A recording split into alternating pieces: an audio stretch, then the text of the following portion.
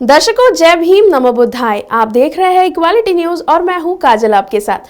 चलिए नजर डालते हैं आज की मुख्य खबरों पर। देवरी विधायक व पूर्व मंत्री हर्ष यादव के नेतृत्व में ब्लॉक कांग्रेस कमेटी देवरी के सभी साथियों द्वारा देवरी में जन जागरण पदयात्रा निकालकर विभिन्न मांगों के संबंध में महामहिम राष्ट्रपति महोदय के नाम अनुविभागीय अधिकारी राजस्व देवरी को ज्ञापन सौंपा गया। ज्ञापन अंतर्गत उल्लेख किया गया है कि देश सहित प्रदेश में पेट्रोलियम पदार्थों, खाद्य पदार्थों सहित आम नागरिकों की उपयोगी वस्तुओं की लगातार की जा रही मूल्य वृद्धि को लेकर भ्रष्टाचार, बेरोजगारी, त्रिस्तरीय पंचायत, स्थानीय निकायों, मंडी व सहकारी समिति सहित अन्य सभी चुनावों में ओबीसी आरक्षण को शामिल करते हुए चुनाव कराने, जातिगत जनगणना कराने एवं वर्ष 2020 में उपचुनाव के दौरान स्थगित किए गए विद्युत बिलों की जबरिया वसूली किए जाने, क्षेत्र में सिंचाई परियोजनाओं की जीर्ण शीर्ण नहरों की मरम्मत कराते हुए कृषकों को पर्याप्त पानी की उपलब्धता सहित अन्य मांगों का उल्लेख किया गया।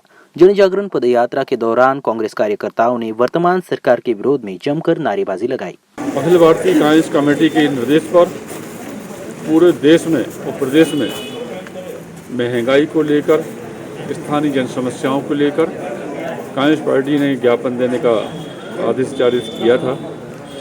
हम लोगों ने ज्ञापन दिया है। महंगाई सहित जिस तरह से मतभेद सरकार के द्वारा आरक्षण के नाम पर, रोटेशन के नाम पर और सुप्रीम कोर्ट के निर्णय के तारतम्य में ओबीसी का हक मारने का काम किया जा रहा है। हमने मांग की है कि ओबीसी को सभी स्थानीय निकाय सहित अन्य चुनावों में आरक्षण का लाभ मिले।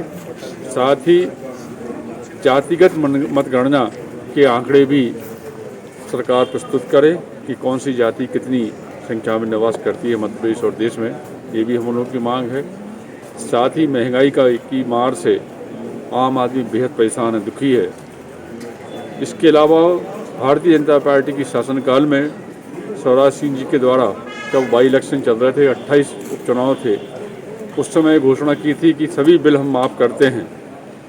मुख्यमंत्री जी घोषणाएं कर देते हैं, घोषणा करने के बाद भूल जाते हैं कि कौन सी घोषणा कब की है।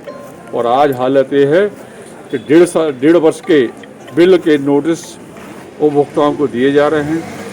आम आदमी परेशान है, बेहद दुखी है और कहीं न कहीं लोक अदालत में केस प्रकरण भेजे जा रहे हैं। जो गरीब, चाहे वो कोरोना काल में रोजगार से वंचित हुआ हो, चाहे उनके परिजन आज इस दुनिया में नहीं हो, ऐसे लोगों के खिलाफ भारतीय जनता पार्टी की नीतिगत सरकार के द्वारा कहीं न कहीं कुठाराघात किया जा रहा है। इन सब मुद्दों को लेकर ब्लॉक कांग्रेस कमेटी के तत्वाधान में पदयात्रा के माध्यम से उन्होंने ज्ञापन किया है। राजनांदगांव जिले की छुरिया तहसील में कांग्रेस पार्टी के ही दो नेता आमने सामने आ गए हैं।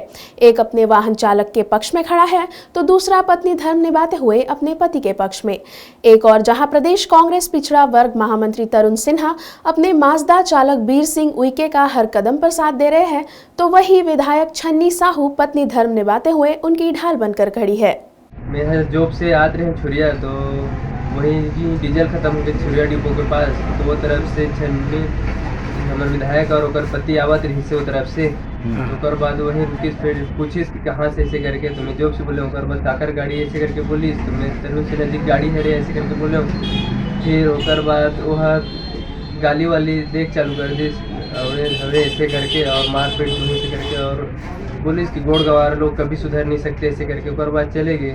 उसके बाद गाली वाली दी, तो मैं समाज वाले ने बताया कि साथ गाली गलौज करे और हमारे जातिवाद भी गाली दे करे। उसके बाद हमारे पूरे गाँव वाले साथ छुरिया थाना रिपोर्ट लिखे लगे है 5 तारीख को। उसके बाद रिपोर्ट वगैरह लिखा है, तो फिर अभी तक से उधर कोई कार्रवाई नहीं हुआ थे। अर्जुन थाने में अपने रिपोर्ट लिखाई? हाँ सर, छुरिया थाना में। वहाँ से क्या आश्वासन मिला आपको? रिपोर्ट लिखे हैं सर, 14-15 दिन हो गए अभी तक, तो लेकिन कुछ नहीं हुए हैं। ओला देखा था ना अभी मोबाइल में, तो पार्टी वगैरह मना थे बड़े बड़े नेता के साथ, और अभी तक से पुलिस मन है कुछ नहीं करे थे। ऊपर जगह में हमारे गरीब में रहते हैं, तो फिर आज तक से तो पकड़ के ले देते सब। ओला खबर नहीं पकड़ा था अभी तक, यही पूछना है। क्या उनकी ओर से कोई दबाव डाला जा रहा है आपके ऊपर? हाँ सर, बहुत फोन आते सर कि ऐसे वैसे ऐसे करके, फिर परेशान हूँ बहुत में है। अभी तक कवर नहीं पकड़ा थे। वर्तमान में 10 दिन पहले मेरी गाड़ी पकड़ाई थी छुरिया में, जिसका डीजल ख़त्म हो गया था। वो मेरे ड्राइवर के साथ में हमारे यहाँ के छुरिया के विधायक और वहाँ से विधायक के पति दोनों आ रहे थे, तो हमारे ड्राइवर को रोक के उन्होंने गाली गलौज करके जान से मारने की धमकी दी। उससे हमारे ड्राइवर ने अपने समाज के पास अपनी बात को रखा, जातिगत भी गाली उनको दिया गया था, तो उनके ऊपर एट्रोसिटी धारा लगा है और 294, 506 ये धारा पुलिस के द्वारा लगाया गया है।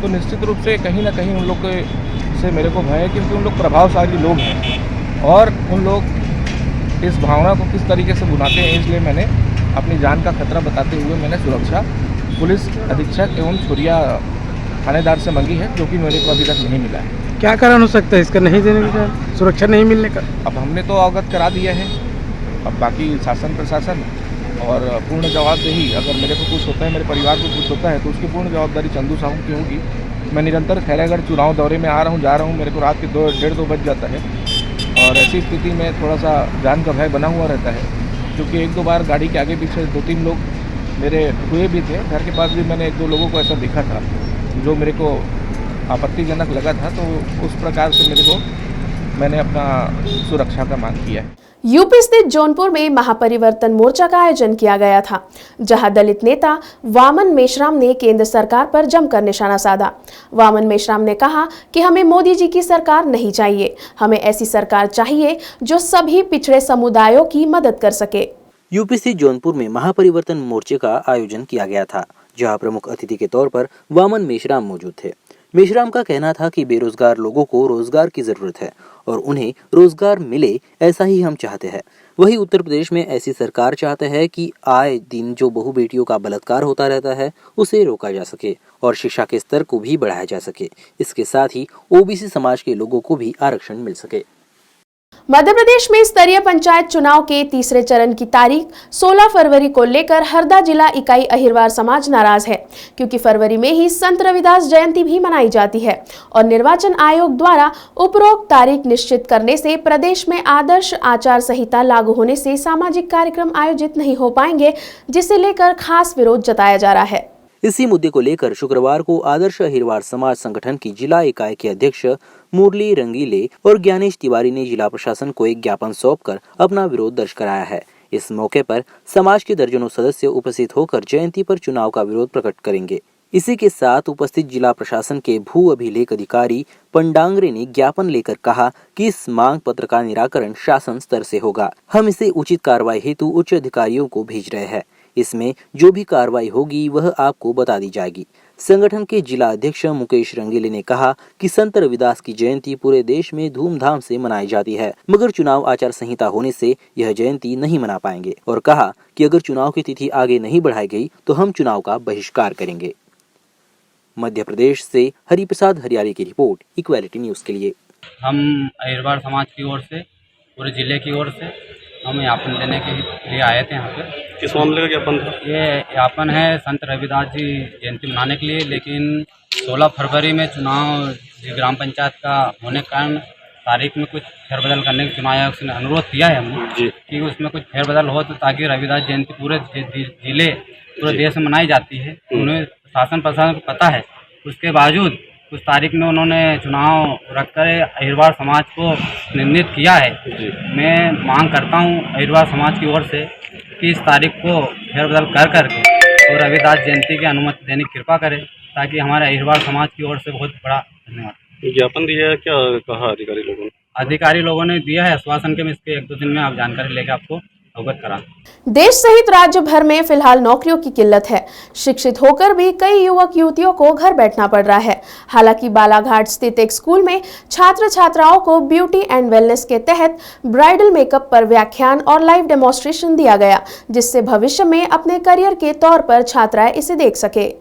नए व्यावसायिक शिक्षा योजना के ट्रेड ब्यूटी एंड वेलनेस के अंतर्गत महारानी लक्ष्मीबाई कन्या उच्चतर माध्यमिक विद्यालय बालाघाट में अतिथि व्याख्यान का आयोजन किया गया था, जहां ब्यूटिशियन पलक रंगलानी और दिव्या रंगलानी के द्वारा मेकअप पर डेमोन्स्ट्रेशन दिया गया। वही मेकअप के व्यावसायिक पहलुओं से छात्रों और उपस्थित समुदाय को अवगत कराया गया। इस दौरान छात्राओं ने काफी गहन अध्ययन के साथ मेकअप शैली को देखा और सीखने का प्रयास किया। इस अवसर पर संस्था के समस्त शिक्षक शिक्षिकाएं एवं व्यावसायिक शिक्षा ट्रेड की समस्त छात्राएं तथा व्यावसायिक शिक्षा की वोकेशनल ट्रेनर शिक्षिकाएं भावना शांडिल्य एवं सोनम श्रीवास्तव उपस्थित थे। MP बालाघाट से राहुल राज भालेकर की रिपोर्ट, इक्वालिटी न्यूज के लिए।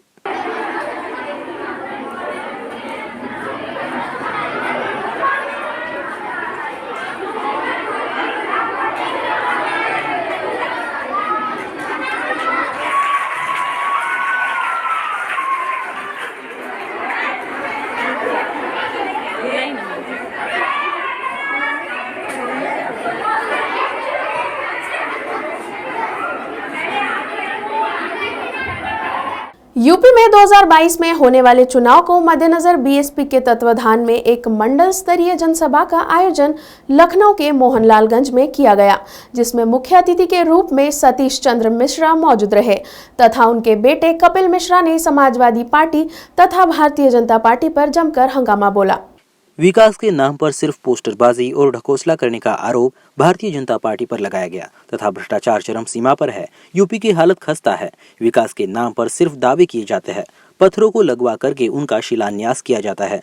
खासकर उन्होंने यूपी में हुए एनकाउंटर जो कि ज्यादातर ब्राह्मणों के हुए हैं, उस पर भी उन्होंने जमकर हमला बोला तथा इसके साथ ही उन्होंने कहा कि यदि 2022 में बीएसपी की सरकार बनती है तो प्रदेश में विकास ही विकास होगा तथा गुंडा राज का समाप्त होगा। इसके साथ ही लखनऊ की शान बढ़ाने वाले अंबेडकर पार्क जैसे स्थलों का भी उन्होंने जिक्र किया।